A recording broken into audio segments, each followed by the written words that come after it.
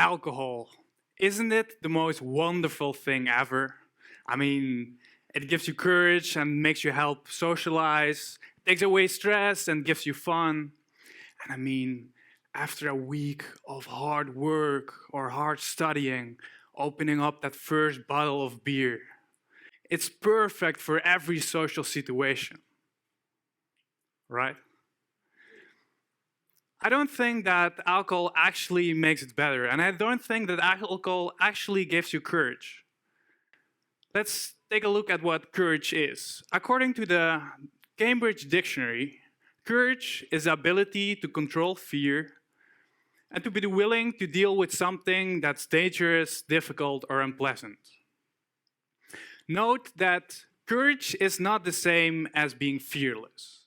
No, courage is acting despite fear, not without it. But what alcohol does, it doesn't give you courage, it only gives your ability to don't feel the fear anymore. And that has two consequences. One is you can do stupid things because fear is there for a reason. And the other thing is that each time you actually feel fear and you need to rely on alcohol to take that fear away, you will never become confident. Always you need to rely on alcohol, more or less. It takes away stress.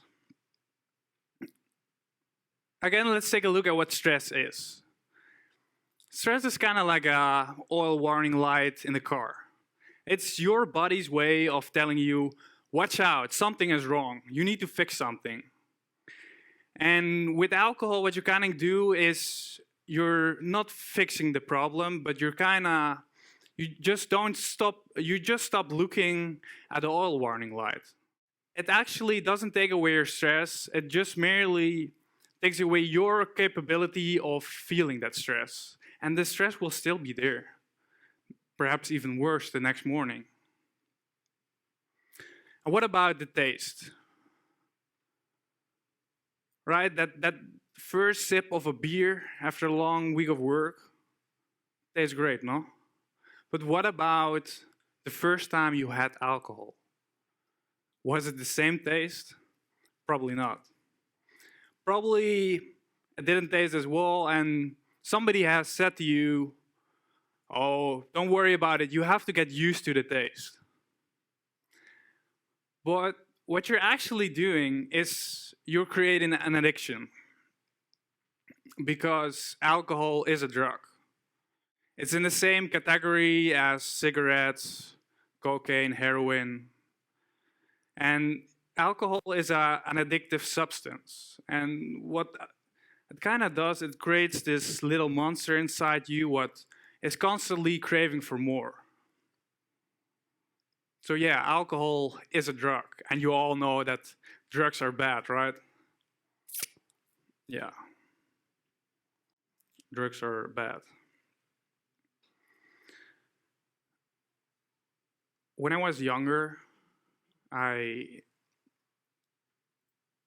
experimented with drugs, but I was very young. When I was 16, it really got out of hand and I got arrested. And in one instant, my whole life turned upside down. I got kicked out of school. I needed to make new friends. And basically, I needed to restart my life. And the thing that fascinated me was how black and white it was back then. Because in the past, I had all these friends, and the whole drug world, it was bad. But on the other hand, I made new friends who displayed good behavior. But every weekend, they got drunk. And yeah, I don't know if you realize it, but almost everybody in the world drinks. Only 30% of the world population doesn't drink. So that means 70% does drink. And of those 70%, 23% engages in binge drinking, which means drinking more than 5 drinks in a sitting. And it has some effects. Especially younger people in Europe, they're the most heaviest drinkers. And if you look at the numbers, 1 out of every 4 deaths is caused by alcohol. In 2018, over the whole world, 3.3 million people died because of alcohol. So I'm really starting to wonder, why do we drink? And we have been drinking for a very long time. I mean, 4,000 years before Christ, we were already drinking. In ancient Egypt, ancient Greece, and even Jesus loved wine. I mean, why else would he turn water into wine? But yeah, it had different reasons back then. Because until 2 decades ago, there was no clean water available. So that means that drinking a beer or wine was actually much more healthy than having a glass of water. And then throughout history, yeah, they drank alcohol, but binge drinking was always being frowned upon. We're also influenced by the media, music, pop culture, Instagram influencers, TV shows, and movies. I mean, you probably all know this typical scenario where there is this teenage movie and there's this young little boy who is really shy and uptight, and it really leads to loosen up. So what do you see that happens is that he made new friends and they bring him to a party and he has a lot of alcohol and then he finally loosens it up. And if you think that it doesn't impact you, let's take a look at the TV show Peaky Blinders. Who of you have seen Peaky Blinders? Yeah. Did you also feel like smoking a cigarette and having a glass of whiskey after? Peaky Blinders, it's a TV show about this gangster family, and it takes place in Birmingham around after the First World War.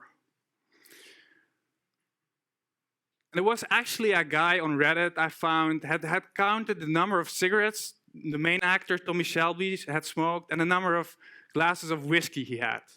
In the 4th season, he had smoked over 300 cigarettes and had 18 glasses of whiskey.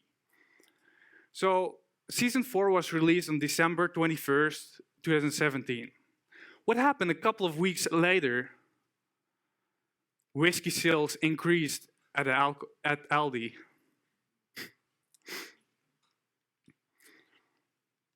Then there's this other reason why I think we love alcohol. Because it's such an easy excuse. I mean, if you're a bad dancer like me and you go out to the club, with alcohol, you kind of can make a shame of yourself because you can always blame it on the alcohol.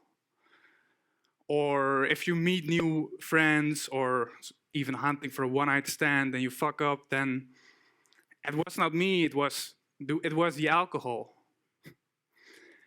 But I find it actually so liberating when you don't need to rely on alcohol.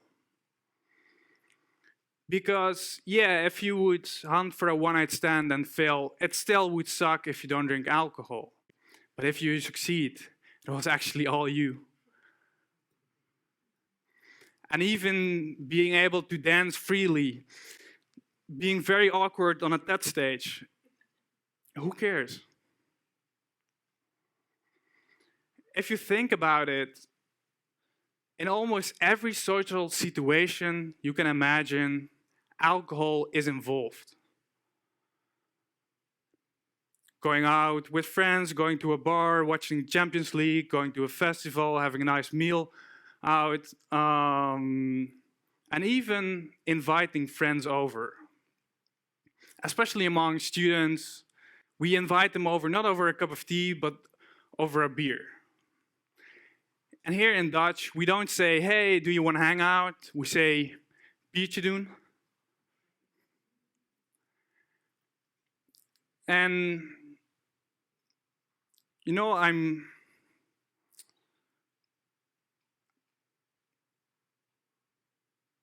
really wondering, why does it need to be at every social situation we can imagine? Because if you look at it, alcohol doesn't give you courage. It doesn't take away your stress. Where it tastes good is up for debate. Your sleep gets worse. You're much more likely to gain weight. You do things you regret. And hangovers, I mean, isn't that just the worst thing ever?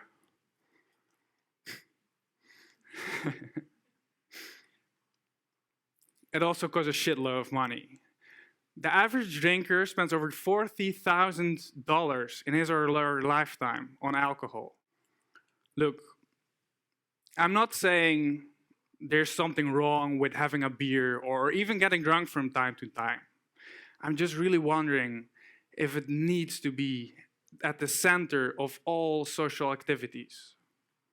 As a founder of ThePhilosophers and TEDxBUas, I'm trying to create social environments where, sure, you can have a beer, but it's not the norm. And people can share stories and ideas and actually have a great time without needing to rely on alcohol.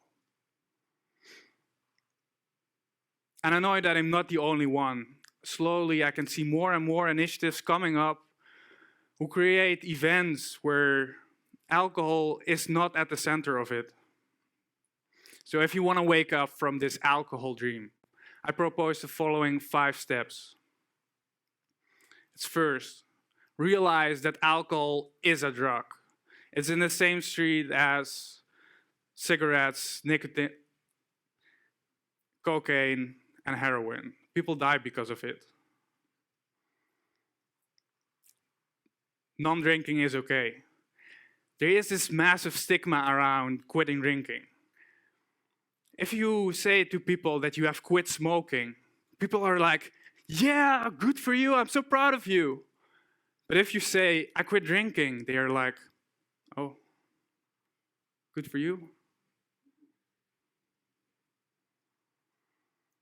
3, try non-alcohol centered events. Just give it a chance and see whether you like it or not. It might actually surprise you. 4, ask yourself what alcohol brings you. The next time you get drunk or tipsy at a party or maybe even here on this event, really ask yourself if it's the alcohol what makes it fun. Is it the alcohol that makes you sociable and confident, or does it make it worse? And lastly, I want to ask you, if you invite friends over, don't invite them for a beer, but instead invite them over for a cup of tea. Don't say biertje doen, but say theetje doen. Thank you.